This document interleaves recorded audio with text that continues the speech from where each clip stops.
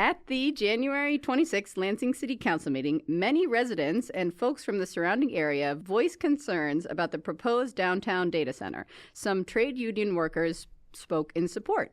The city's planning department and the Board of Water and Light presented and answered questions about the project. Public comments and the council had concerns about the city's policy for addressing homelessness and the cold temperatures, as well as the treatment of homeless folks by the police, as recently captured in a video circulating online.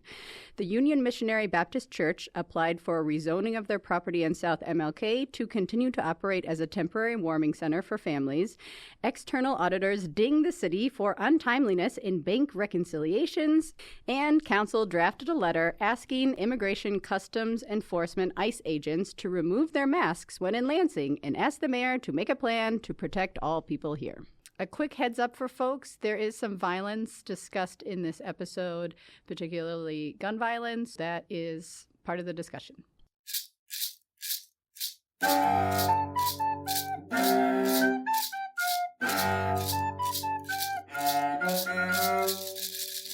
Welcome to What Lansing Council, a podcast transforming Monday night's Lansing City Council meetings into an enthralling recap. I am your host, Jill Dombrowski, and today my very special guest is Selina Máté. Hello, Selina. Hello. Thank you for having me. Yes, thank you for being here. Selina has worked in refugee resettlement for the last 6 years. She is also a creative content strategist, the co-owner of Peculiar Coffee Company, and was recently appointed to Lansing's Historic District Commission. Thank you for all that you are doing. Of course. So much. It's exciting. Yeah, when you list it like that, I'm like, holy moly. Yeah. Yeah, and I must say also thank you so much for this latte that you brought to me. So, of course. Banana bread. Yep, a banana bread oat milk latte. Oh my gosh, it's the best. It is just like made my whole morning so amazing. So thank you for that. And would you tell us how you would describe Lansing in your own words? Yeah, I would say Lansing is my home. It's the place that I keep returning to, and I think we're definitely settled here now. So it's always going to be home-based. Nice. Amazing. Yeah. So glad that you're here. Yeah. Glad to be here. Good. And what's some things that you like about Lansing? I love, I was reflecting on this question, and I love that, like, it feels like every street that I drive down, it's a little bit like memory lane. I'm very sentimental, very emotional. If you're into this, I'm a Cancer. I'm an Enneagram 4, which basically means I'm a big drama queen. And so I just, like, every single place I go, I feel like I'm telling my husband, who didn't grow up here, a new story about, like, oh, this is where, I met so-and-so, and this is where my grandma, we were just at a library, and I was like, my grandma taught me to read here. Oh my gosh. And so it's just cozy home to me. I love that Lansing is the place that grew me, I guess. So, yeah, that's amazing. And what are some things that you would love to see change in Lansing? One that's at the top of my mind that is kind of silly. I wish that our roads got plowed. That's a big one. It seems silly, but that is, I think, becoming a homeowner in the last 2 years in Lansing, and paying those property taxes and city taxes. I've been like, man, I wish that we had a little bit better infrastructure in that way, because it's not safe. That's a big one. But the other thing, having lived in two kind of like up and coming cities, I lived in Durham, North Carolina, and Chicago, which is not up and coming, very much arrived. Yes. I do wish that I sometimes joke that to my friends that Lansing feels like 10 years behind in some ways. In a lot of the things that are coming to the city, I think are exciting, and it brings me a little bit of hope. Like a Chick-fil-A. Like oh gosh, what's the other one?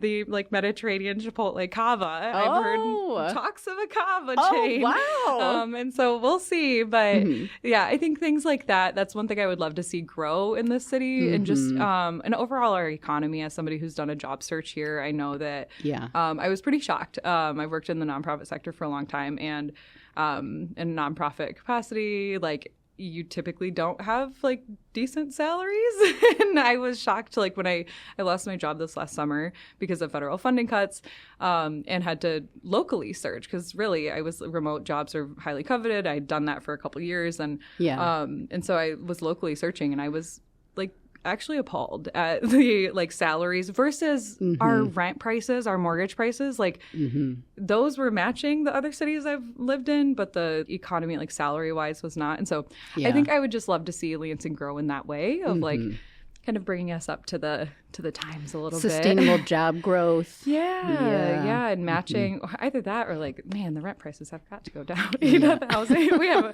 I know that on the last episode you guys talked about housing crisis, and obviously it's like top of all of our minds. Still happening. Yeah, always, always in so many cities, right? But I think it's quite inequitable. It doesn't really match and align. So yeah. So those are some things I'd love to see shift in our city, beloved city. Yes, thank you for that. Yeah. We have some room for improvement. Yeah, so let's get into it. So we're going to be talking today about the meeting that was yesterday, Monday, January 26th.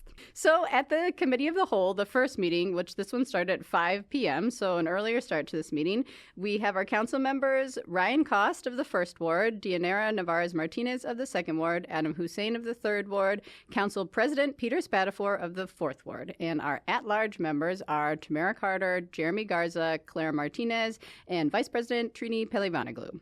Also present is Greg Venker, the city attorney, Sherry Boak, the recording secretary, and Mark Lawrence, the mayor's chief of staff. So we're going to talk about the data center. Lovely. Yes. That's all we ever talk about nowadays, isn't it? I was just informing some friends. I was like, wait, you haven't? How have you not heard of this? Whoa. Like, we had dinner at my house. I was like, have you been scrolling on Facebook? They're like, no, intentionally not. I'm like, oh, okay, that's why. Yeah. That's why. Let's get into that. Data center. So many folks here for the data center. So the chambers where the meeting is held, it seats 150 people, and definitely 150 people cycled throughout this meeting. So it was a full house, which great to see. Not too many coughings. It is quite a tight room, right? It is. Yeah. It's a cool room, but it's quite tight. Yes. So we had 31 public comments against the data center or raising concerns. 4 in favor, one of those being a written comment, and one being like, why are we spending so much time on this data center issue? Yeah. So glad there was that one. The data center comments that were for the data center were the plumbers and pipe fitters union rep, carpenters union rep, and electricians union rep. And they were saying that the temporary workers do bring economic benefit from, we need construction projects here to keep the construction jobs here, and we all use data. So, like, we can't just be against this. Let's transform our city and not just have empty parking lots. So now we're going to get into the concerns. Yeah, let's get into those. Do you have any concerns that are top of mind? You know, so I just mentioned, wanting to bring Lansing a little bit into today's world, because it does feel like we're a little bit behind in a couple things, especially as a small business owner, I feel it as well. But I do have concerns, right? Because I feel like I'm constantly tossing back and forth because I hear that and I'm like, valid, right? At what cost? At what cost are we pushing? I feel like technology is rapidly evolving always for everybody. And so, but it's, again, at what cost? At what cost are we pushing ourselves into the future? At what cost are we using this data? At what cost? And with data centers, often the cost is our environment. And which, the cooling, the loop and all of that. Does anybody understand it other than the engineers that are talking? I don't really know. We talked more about the loop. Yep. Okay. So the loop, apparently it's not as bad according to them. It's just so hard because it's like you can do the research, but you do have to, trust the research. You do have to trust what people are saying. And how do you decide how to trust and who to trust? Exactly. And what to trust. I think that's where my large skepticism comes from, because it's like, okay, well, are we trusting the people who are going to massively profit off of this? I think I've even become a little bit jaded, as we, enter into this midterm season, learning about some of our possible new governors and then learning about some of their interests in these data centers within our beautiful Great Lakes state. it's disheartening, right? Because I'm like, oh gosh, like who do we listen to as constituents when everybody has their hands on everything, you know, that could potentially hurt our state, could potentially bring awesome jobs and a lot of money. And, you know, I don't want to like look at only one side. Yes. But there's also that harm. Sometimes this is where I get a little bit jaded, and I'm like, for me, I'm like, I think it's inevitable. It's probably going to happen. It's going to be here. I think that's the situation as well. Yeah. I think it'll be here, but definitely have a little bit of skepticism. I think, again, you know, becoming a homeowner in the last 2 years has made me rethink a lot of different things in Lansing. At first, I was just like, you know, I lived here. This is, you know, like I said, home. But now I'm like an active member, an active part. You know, I joined the board because I was like, now I have even more of a vested interest in this city. Amazing. Yeah. I do wonder who it's going to fall on us. I think the cost of a lot of things are going to fall on us. Yeah. And like I said, with the economy not as large, you we're know, already like, bearing a lot of costs. We're bearing so many costs. Yeah. And so I think something's going to have to give, and we'll see in the next, I think, 10 years of what's going to give. Yeah. You know, so those are my very thoughts on the said. Data center. Do the benefits outweigh the costs? Yeah. And how do you even measure that? Right. With data. Yep. Housed in the data center. Exactly. Let's Google it. hey, AI. Right. No, it's just such an integral. I mean, it's just such an integral part of our lives now. But for the benefit, or that's just the way things are going. Exactly. I mean, yeah. As much as I want to backstep sometimes. My husband often I could give his background. He's done biblical studies, and he's learned a lot through that. And one of the things he often will say is he's like, I can't unlearn what I've learned. I can't unsee what I've seen. Yeah. You know, and so sometimes I'm like, oh, I wish that we could go back to like early 2000s. It was so peaceful. Yeah. 90s, so peaceful. But I'm like, we can't backstep now. Like we've seen what we've seen. So we'll see. We'll see how it plays Maybe out. we'll get our severance minds here at some point. All right. So here are the concerns that were raised at the meeting. One person says, thank you to our union members who spoke up, and I'm part of a union family, but I want to see these union members building something that has long-term benefit to our community. We're basically dead zoning a piece of the city. What other locations were considered? What other things could go on this property? A homeless shelter, tons of other things that would create potentially more jobs. Somebody says, this is an environmentally racist location. It is very close to Black and brown neighbors who have traditionally been unprioritized by the city.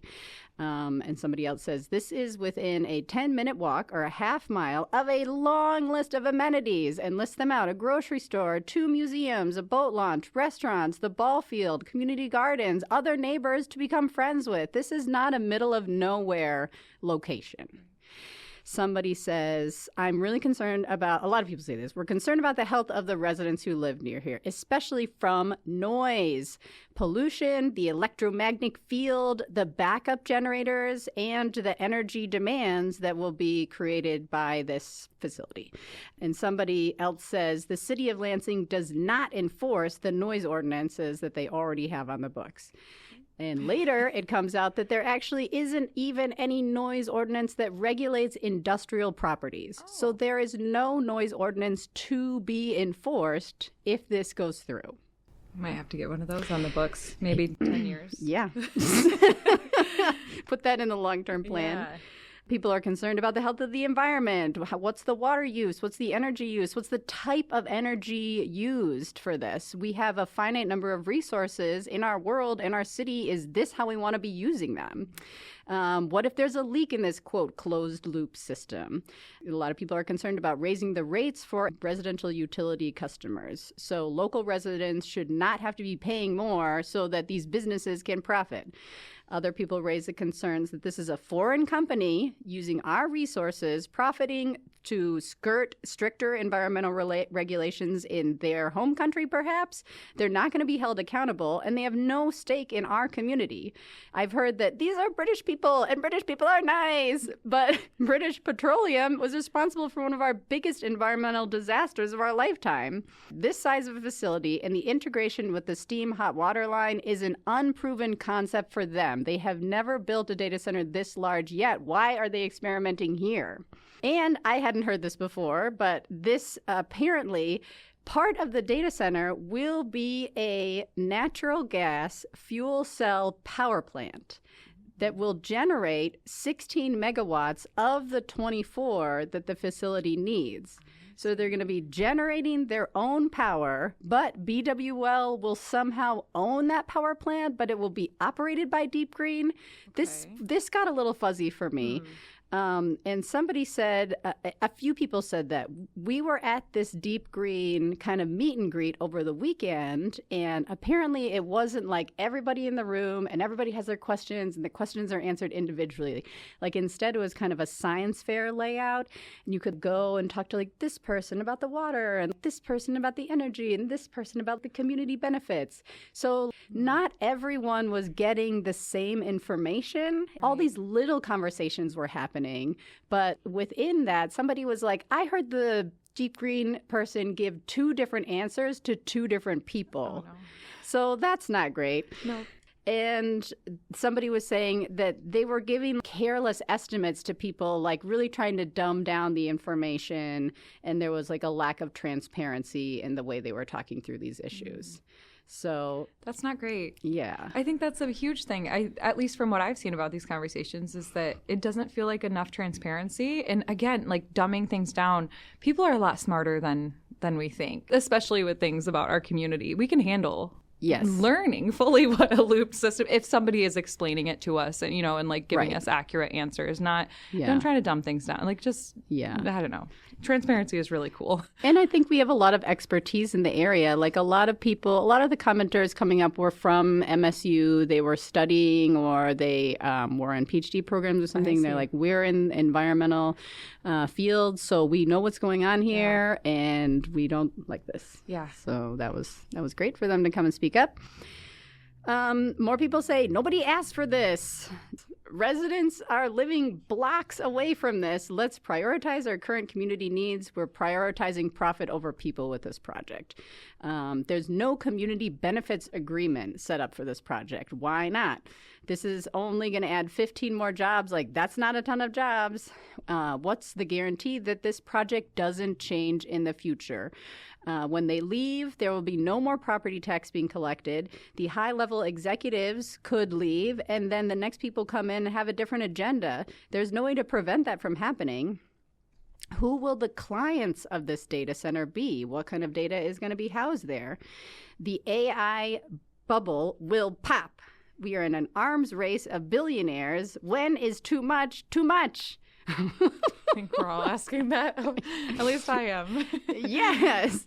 This is part of a global surveillance system, which is the reason why we need all these data centers. How many of you, council members, have stock in these companies?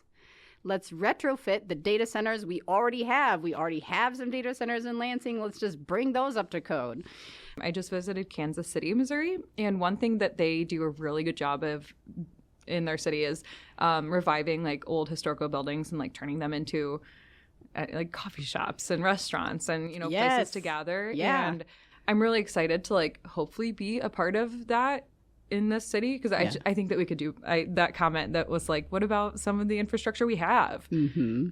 That's something that I'm like, it makes me genuinely so sad to see some of the buildings that we have just sitting here. Of like, we have beautiful, beautiful historical buildings in the city. We have so much history in this city. Yeah. We're the capital, right? Like we should have a lot more going on, you know? Then there were quite a few personal stories and like cautionary tales. One person talked about growing up in Flint and how their water terrible tragedy going on there, and it's like there've always been Democrats in power, but the decisions they made did not protect the people. There's a lot of greenwashing going on. Another person said she lived in Massachusetts. She lived next to a water treatment plant that was, quote, sustainable and green, but it caused tons of harm in the form of pollution, and the people who worked there didn't live in that community, so they were not bearing the burden of the harm caused by that project. Somebody else mentions the Selina data center, and the local council there moved too slow to stop that project. So let's not have the same thing happen here. And somebody else says, I lived near some light industry for a while, and the noise from that was maddening. Yeah. I could not continue to work and live in that environment. Oh. So those are the concerns. Oh, one more. And the summer heat. So they're like, oh, the heat's going to be captured. It's going to be going in this thing. Well, what about in the summer when it's like already hot? Yeah. Good question. Great. So those are the concerns. So thanks, everyone, for those comments. So then the Planning and Zoning Department and the Board of Water and Light gave I would say a light presentation on this data center.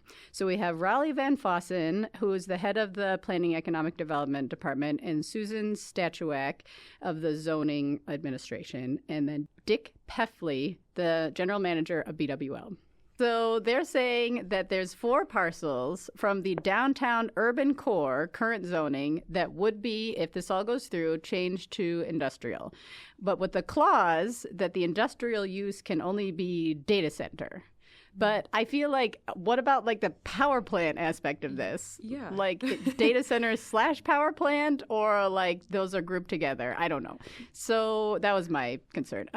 So the city, there's planning department saying the city has been trying to sell this property for a while. They've had RFPs out for a while, and nobody has been interested in it. So this is some interest coming in. Let's not snuff about this. They're saying this project will fit with our existing master plan for the city because it will be an attractive building with attractive fences. Currently, the parking lot requires a lot of maintenance and gets very little use, and 15 jobs is nothing to sneeze at. Surrounded on 3 sides, there is... Are we really? Is that is quote is that what the they number said? that we're 15 jobs. throwing out there? Yeah. All right. Yeah, it's nothing to sneeze at, I guess. We couldn't even throw it to 20 or 15. 15. Interesting. Yeah. Okay. I was actually surprised it was that many. I thought it would be one person there just minding the computers. But 2 people and 13 clods. Surrounded... This property is currently surrounded on 3 sides by light industrial use already. It is, quote, not a pedestrian-friendly area. There is very fast traffic going through there. So it is Cedar, Larch, Kalamazoo. Yep. So here's all the council members' comments, which there were a lot. I felt very proud of my council members here with their questions. So shout out, everybody. Thank you. So Councilmember Cost says, the stadium district is 2 blocks away. We just built a huge apartment complex there that everyone loves. So why can't we do something like that here? And Statuak says, that is completely different. The cars go slower through there because there are pedestrians, and then the speeds increases, quote, they just do. Van Fossen says, the proposal we have before us is from Deep Green. We do not have a proposal for any apartment buildings at this time. So we just have to look at what we've got. Yeah. Councilmember Hussein says, it seems like market conditions have changed since the appraisal for this property was done. So the current sale price that's proposed is $1.4 million, and that was from 2023. And Van Fossen is well, the administration is in support of this current project in the way that it's all being planned out. Hussein also says, can we do a community benefits agreement? And Statuak is there's no precedent for that. We can't regulate it. We can't monitor it. We can't enforce anything like that. So we haven't done it before, so we can't do it now. This is the 10%. That I think is through BWL. Oh, okay. So that's not directly with the Deep Green developers. Yeah. That's through the utility company. I see. So I think that is something that could happen, but that's not through these folks. Okay, I see. That's my understanding. Yeah. So that could be wrong. Councilmember Hussein says, what happens if this doesn't work out, if they just leave? Halfway through this. And the attorney is well, we can purchase it back for the same price unless vertical construction has started, and then, I don't know, something else will happen. Councilmember Hussein asks, in your opinion, will this be an economic driver for the area? And they're yeah. Duh. That's all we care about is community, right? Yeah. Councilmember Navarez Martinez says the planning commission denied the sale. Why? And they were like, oh, that's from December. Like, we'll send that to you. Like, we can't tell you right now. Mm-hmm. We'll send that to you. And Councilmember Navarez-Martinez says, in the report from the Zoning and Planning Department, it says there's very little environmental impact. Where are you getting that from? Like, what studies did you do? And they're like, oh, we're just looking at the impact of the rezoning. No impact on that. Oh, okay. For us, like, literally signing this piece of paper that says you are rezoned, there's no impact. A couple pieces of paper wasted. Yeah. Little to none. A few trees. A little bit of ink. I'll never get back. They're like, we did not read any studies. And, quote, we don't allow buildings to be constructed without ensuring that it won't harm the environment. So all the regulation that we already have in place is great and fine, and we don't need any more. Yeah. Councilmember Martinez says, for the conditional rezoning, what does that mean? Like, if they leave and it doesn't become a data center, and they're like, oh, somebody else will just have to go through this whole process again to get it rezoned to something else. So this is like a very specific thing happening. Councilmember Pelivanoglu asks, for the noise concerns, this is what I mentioned before, she's like, for the attorney, like, what are the noise ordinance on industrial facilities? And the attorney is like, there's none. The industrial facilities are exempt from noise ordinances, and this goes back to the construction of the GM plant. They didn't want to have to deal with that, and the city rolled over on it. Yeah. So, great. Councilmember Pelivanoglu says, okay, to Pefley of BWL, talk about the rate increase concerns. And he says these are valid concerns with any big project, with any big company coming in. We at BWL are not giving them any incentives. They are paying everything for integrating into our systems. We're giving them the same rates that we give to all of our other, not residential, but like the other thing. Commercial? Yes, commercial. Like for all of our other commercial customers. And Pelivanoglu goes on, how will this affect our clean energy goals? So BWL as a utility has he says these are requirements, not goals. So we have like clean requirements and also renewable requirements that we have to meet in like 5-10 years down the line. So this is not going to be going towards our renewable requirement, and the fuel cell power plant that they're proposing to do, 16 megawatts, there's none of these currently in Michigan. So it's like we're not sure if they're going to be categorized as clean or not. But hopefully they will, and then it will all be great. Fingers crossed. Yes. And then he kind of goes off on a bit of a tangent, like it's harder to source renewable energy because local jurisdictions are saying, not in my backyard. We don't want these solar cells. We don't want these wind power plants in our fields. So, yeah. Pelivanoglu continues, have you reviewed any third-party environmental assessments? This is to BWL. And they're like, no, we did our own due diligence to make sure it wouldn't be harming like our facilities. And Van Fossen of the planning department jumps in, like a site plan will come after this initial step of the rezoning. So like we're just doing this first thing first. Yeah. Pelivanoglu was like, talk about the closed loop glycol system replacement. What does that look like? And BWL is like, so we have this currently going on. Like, that's currently what we're using in the downtown to do this, like, heating already. And we replace ours every 5 to 7 years. It can be replaced or refreshed, or it can be properly disposed of. This is, like, a normal thing that is happening right now. And people are like, okay.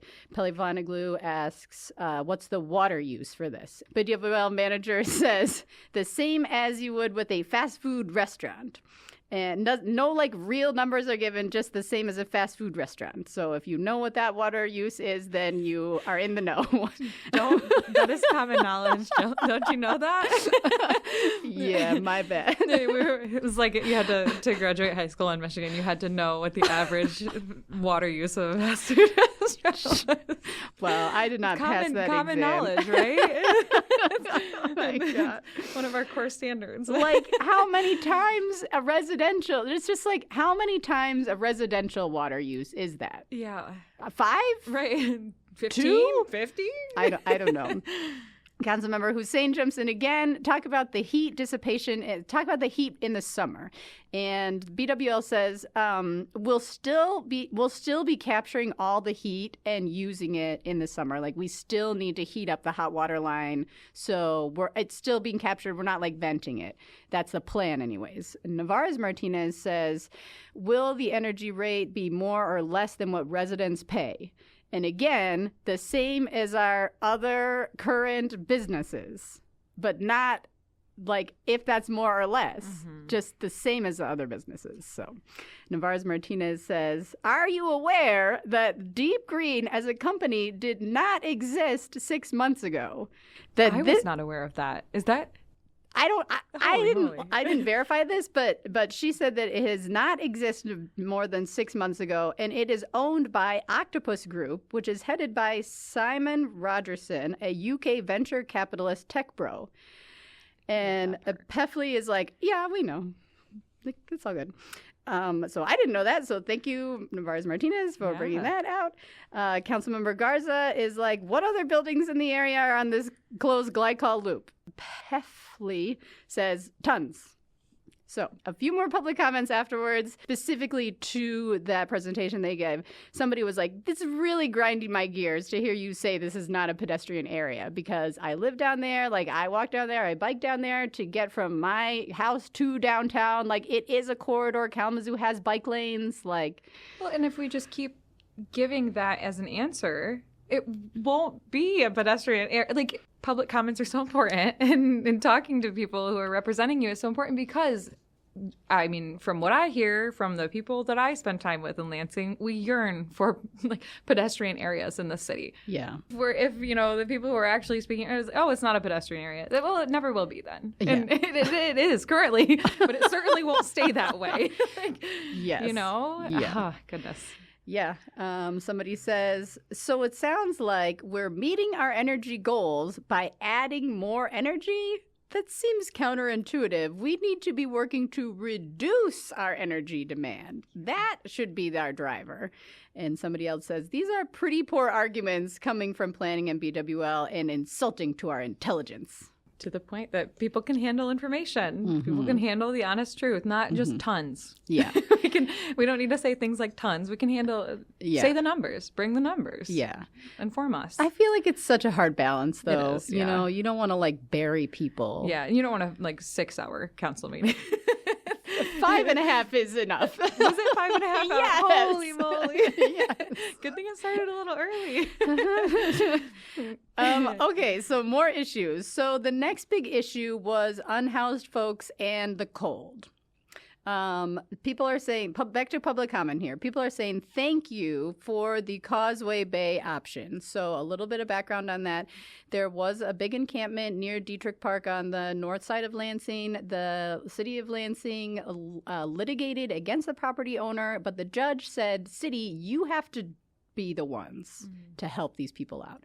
And so the city paid for 6 weeks to move those residents into this hotel on the south side, the Causeway Bay. And so I think we're in like week 5 maybe of that. Okay. So public comment, we need extension on this hotel stay so people don't fall back into crisis. They need permanent housing. You have an opportunity to lead here to help people until they get their housing. Like, let's keep this going. The Causeway Bay is working. One person says, I have found a job since being put there. We are wasting our time on this data center business. And then somebody else has some critique here. They say the Causeway Bay Hotel, we're picking and choosing who we help. Like, why only these people are we helping out with this hotel? There's empty rooms that the city has budgeted for. Like, let's get some more people in there. But the whole thing was like, this is only for that, like, those folks that they were like litigating against. Yeah. Okay, the Women's Center was opened up as a warming center over these past couple of days that have been like terribly cold. And somebody who works at the Women's Center came to talk, and she's like, I've only slept like a few hours in the past few nights. Like, I'm working so hard to fill the gap that you have left, city. I am disgusted that you are relying on nonprofits to do this work and that you didn't open up more city buildings as warming centers. Somebody else says, thank you to Councilmember Ryan Cost for getting the Let's Community Center open. It should have been open, but it was locked. And like you came and you helped out and you opened it. And somebody else says, the code blue communications from the city have been abysmal. These community centers should be open. It is going to be winter again. Like, there needs to be automatic coordinated procedures in place for doing this.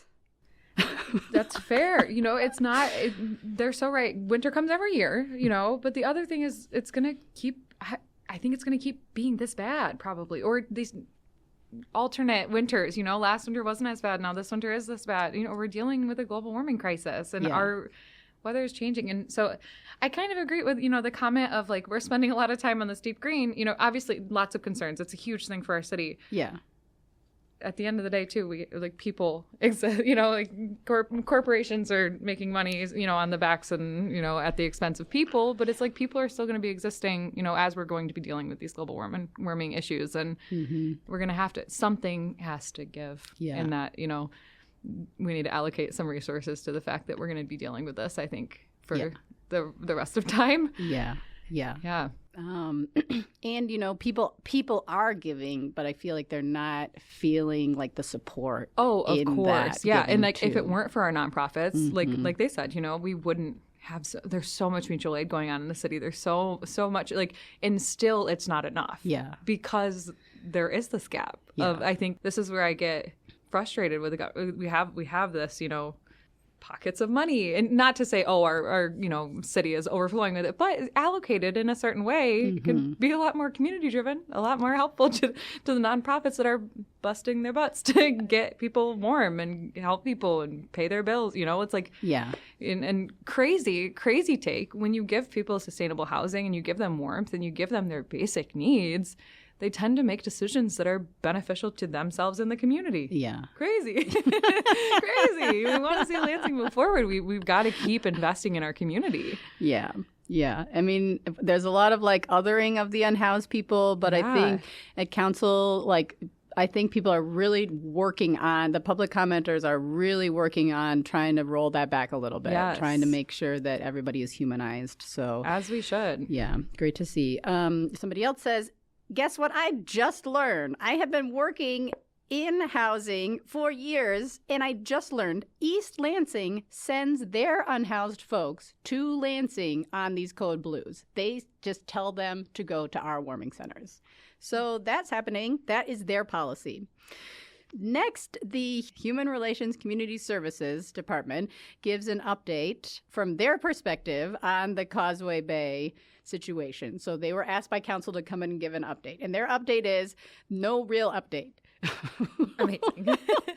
The city is not providing services. We've been in a supportive role. We're just paying for this hotel. And we have a certain amount of money. And then that money and that time is up. So that's the update. Councilmember Martinez is like, how many rooms are we providing? What's the number? And they were 60 rooms. There were 57 occupants, but 8 were kicked out of the hotel by not abiding by the hotel rules.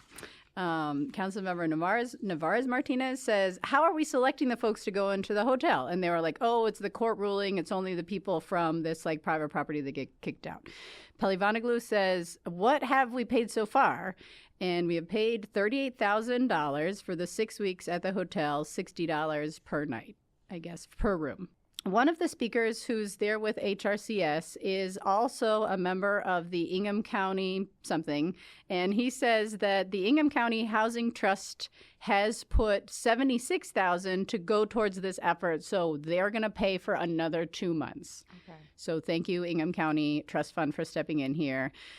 Councilmember Carter says, we've heard that a lot of the belongings for people were lost. How are their belongings lost? And the answer is, well, the camp was cleared. So we didn't give people a lot of time. They only had a few days to get their stuff out. and then everything was just thrown away. So that's what? Devastating. Yeah. Yeah. Yeah. There's some more public comment here. How much money have we saved by having these folks centrally located and seen a reduction in emergency calls? Like, have we seen a benefit from making this change? And somebody else says, we are managing the symptom that is homelessness. We are not getting to the root cause. We are not getting people permanently out of homelessness. We're just throwing Band-Aids at the situation. Somebody says, there is no permanently out of homelessness in this country. We are all just one accident away. That's the case. This is significantly closer to that than any of these billionaires that are putting data centers everywhere. Yes. You know? Yes. Yeah, significantly closer. So those were the two big issues. So now I've got some littler issues. Ready? It's going to be great. Yes. Okay. So there's the Missionary Baptist Church is on South MLK, and they are currently operating as a temporary shelter. So there's one public comment here that's like, I made a FOIA request to see the documents for their plans, and I have not gotten anywhere with that. So that's one thing. Raleigh Van Fossen of the Planning Department and Sue Sachuak are back from zoning. And also we have Kenny Craig, the church pastor. And they're saying that the current zoning for this property does not allow for a shelter. They are zoned as downtown edge, and we're going to move them to urban flex, and that will allow them to do the shelter thing. And so they're currently operating a temporary shelter in their gym. So 50 people have been staying overnight. And Pastor Craig says this is for families to keep the babies out of the cold. This came out of an interfaith council meeting where this pastor found out that these kids were sleeping out in the cold, and we were like, we're in a position to help. And current shelters separate by gender, like they're not letting families stay together. So we're not trying to get into the shelter business. We just don't want to see these kids sleeping in the car when it's below freezing. When it's above freezing, fine. Sleep in the car. You know, I do have to give it to him at least of like, I wish that more churches would step up and serve the community this way. You know, as somebody who used to be heavily involved in the church scene in Lansing, and now I'm not, but also like I know the ins and outs, and there's not a lot that are doing this level. But to your point, yes, of like, if it's warm enough. I mean, it's so hard. But like, it's so hard, right? Yeah. It causes, you know, I've seen the women's centers post asking for volunteers, not that they're a church, but, you know, like it takes a lot to run these. And then you hear these outcries from, you know, community members, like, you know, like I'm even saying now, like, oh, do more. Yeah.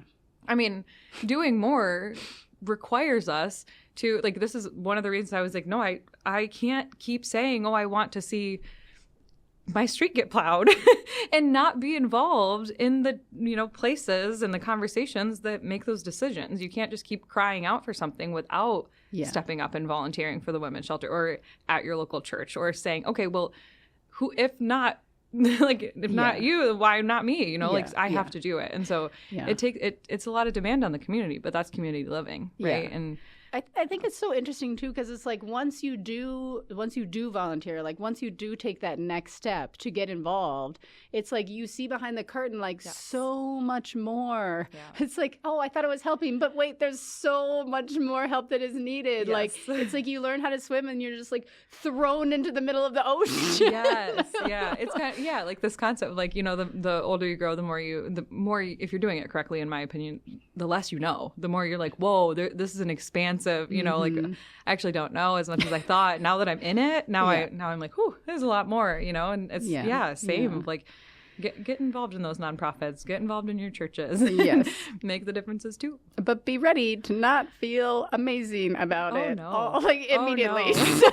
Or maybe ever, right? Like that's one thing. Like like living in and with community demands a certain part of us that, because I think at the end of the day, even if it is exhausting and tiring, and then you realize there's more, it's still rewarding. Like it's very, you know, I think we often are talking about this in my household of like, you know, I think I sometimes am a little too hard on myself. Am I doing this because I really like, is it because I have a huge ego, you know, or is it because I really love these people? And it's like, I think maybe a little bit of both. Like, I think we do these things for our own, you know, mental health and our own wellness, but then also because we see the need. And it's like, that don't shy away from it because it's dirty, because it's hard, because it's stressful. You still feel good about what you're doing. Yeah. It's And just that can be okay. Exactly. Yeah, you can embrace that. And like you say, you can't go back to not.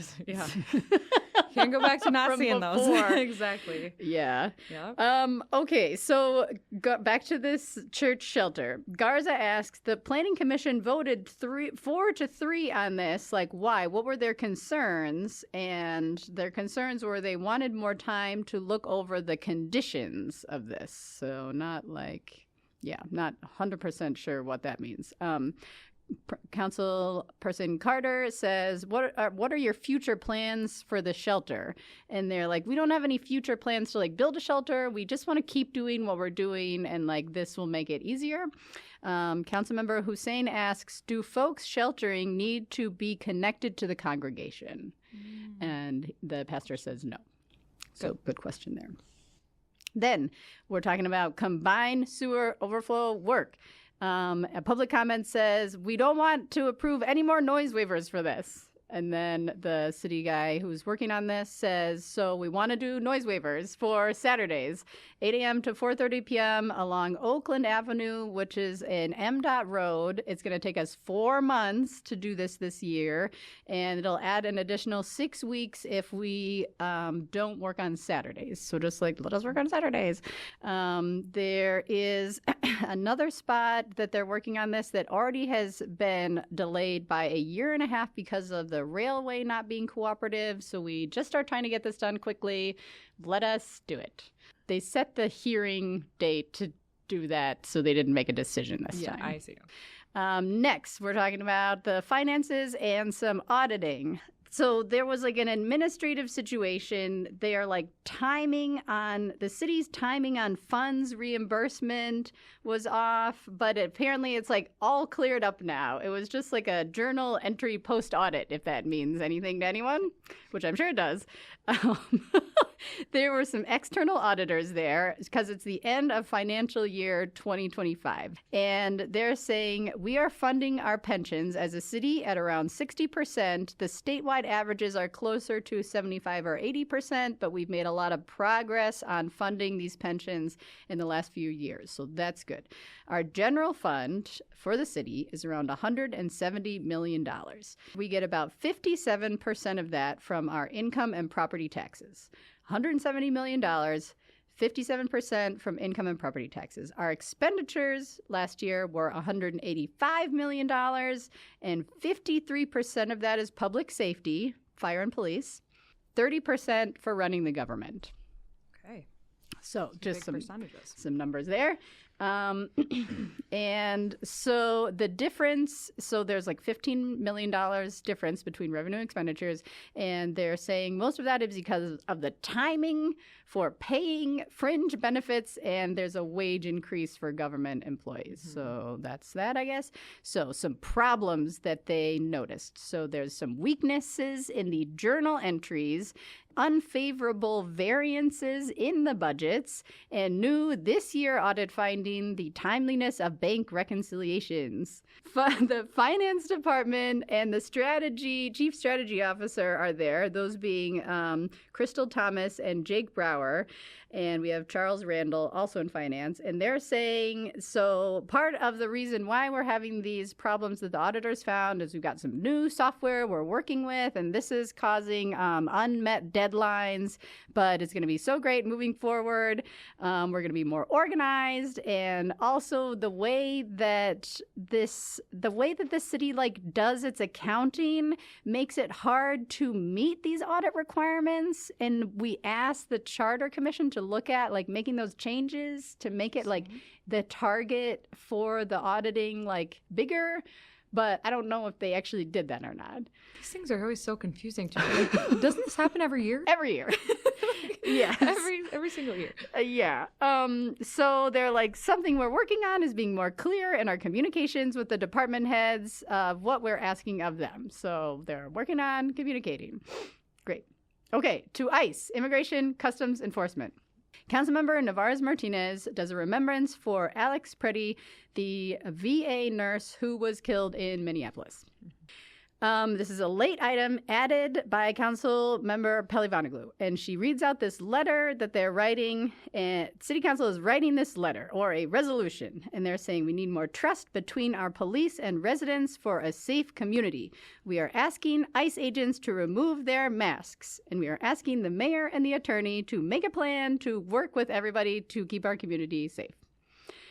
Councilmember Cost says, I want to make it clear that this letter is in no way a binding law. So nobody go out if they see an ICE agent and be like, Lansing made it illegal for you to have your mask on. Like, no, that is not what's happening here. We're just writing this letter. We're asking nicely. We're asking nicely. Councilmember Pelivanoglou was like, yes, thank you. And Councilmember Carter says, we need to continue to start thinking about a plan. Mayor says, yes, we are continuing to begin to think about a plan. But what we can do as a government is different from what advocates can do. So I'm not, sure what he was getting at there. Yeah.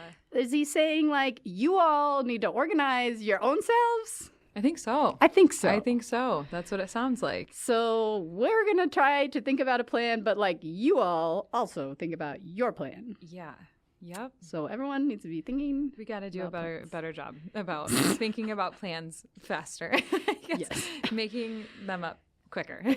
Exactly. Yeah. Some public comment around this. So the head of the Lansing Empowerment Network in the Village says, we lost a lot of good coordination after the George Floyd killing. I don't want to see that happening here.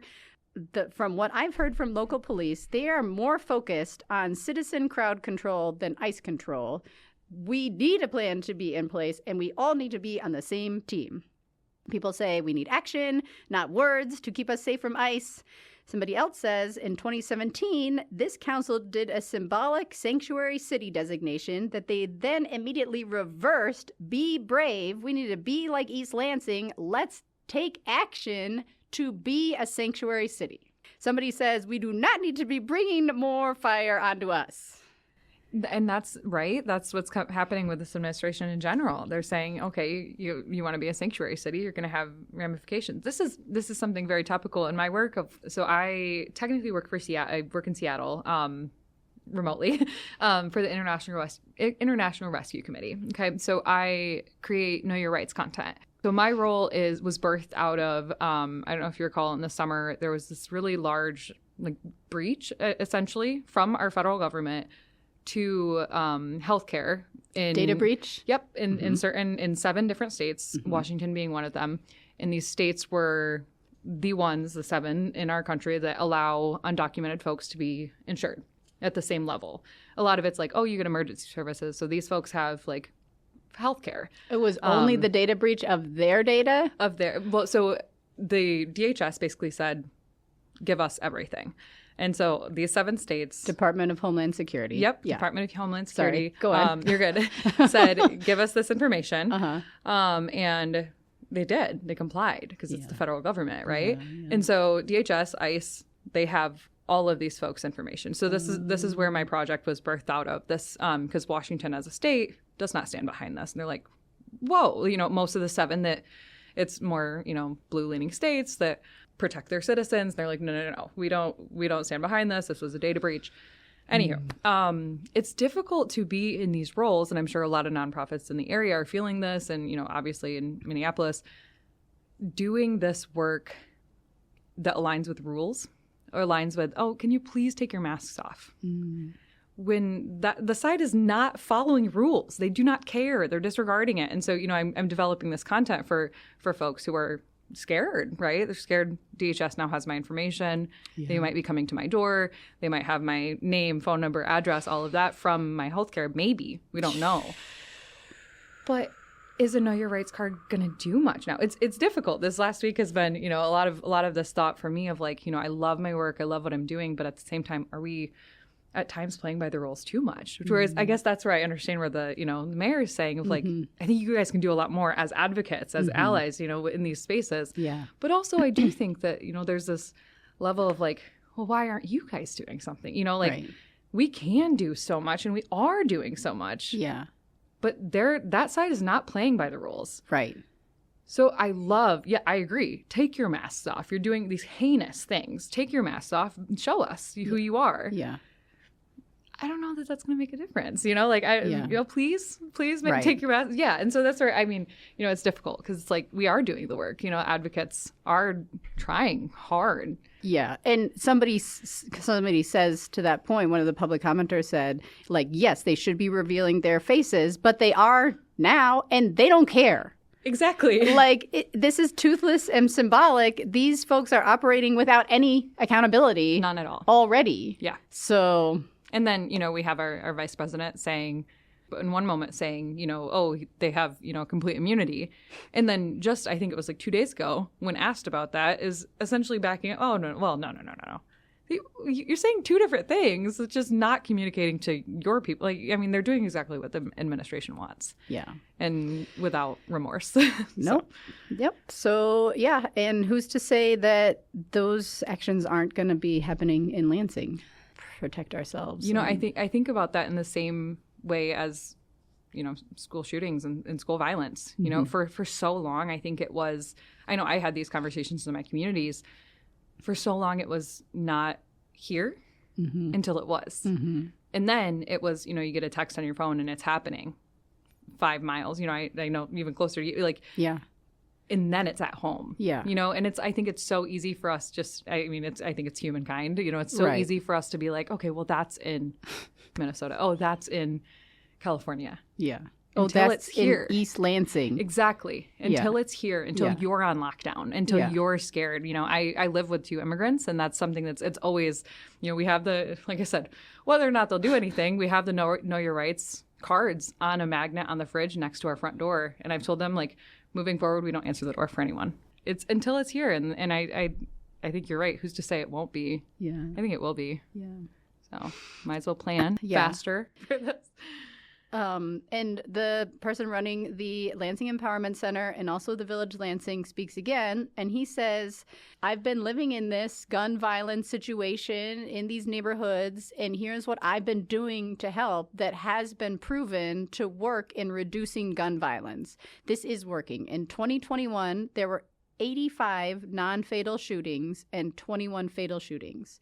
In 2025, in Lansing, we had 45 non-fatal shootings, down from 85, and 7 fatal shootings. So, like, we are doing something. It's quite a decrease. Yeah, that is quite a decrease. So, yeah, somebody else says, we have all this data that we're collecting passively, the flock data from the traffic cameras. Okay. We should not be passing that on to ICE, and that data is not secure. Yeah. So it's just like another sieving of our information out. ICE will show up here. We have to be more brave and more curious in coming up with solutions. Yeah. So a few more wrap-up comments for the meeting. Peli Voneglu does a remembrance for a 4-year-old killed by an accidental gun. Councilmember Hussein does a remembrance for a Waverly educator killed in a vehicular accident recently.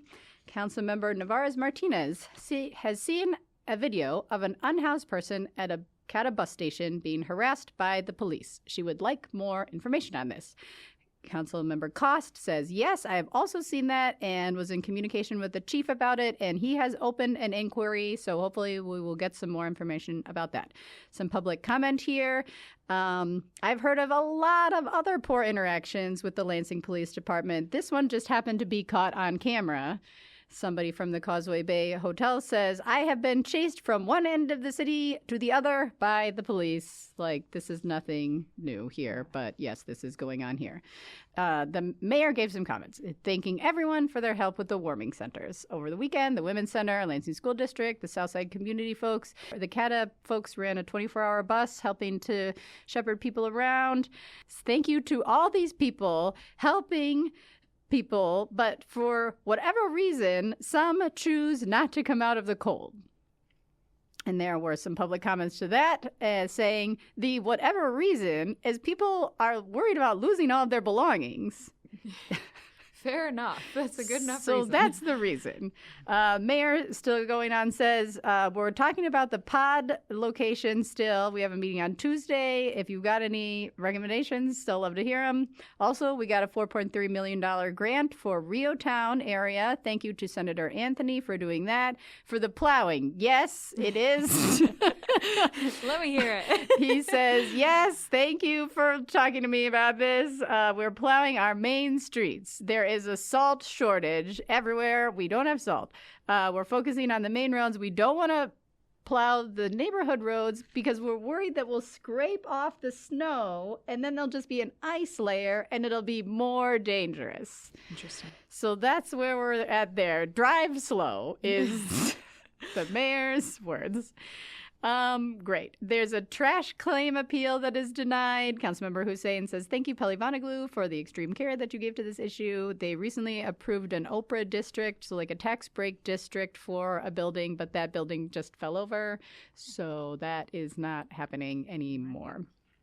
A few last comments. People commented, the virtual public comment option is not available for general comments on government matters, only for the legislation matters. Like, we should change that, open that up. Somebody says, we need a city forester. We need community police officers. And last but not least, thank you to all the people who showed up today to say so many amazing comments. Yeah. Good job. I mean, 5.5 hours is a really long time, but yeah, sounds like a lot of community involvement, so which much. is exciting. Yes. Like I said, you can't change anything unless you show up. So maybe there just needs to be more meetings instead of 5.5 hour long ones. But hey, I just wonder, like, how do other larger cities operate these meetings? Probably a lot smaller, I would imagine. Meetings sporadic throughout but yeah, city council. I mean. When I was in Durham, sometimes they just would go hours. Yeah. So. Okay, this is just how it is. Best dressed. Let's hear it.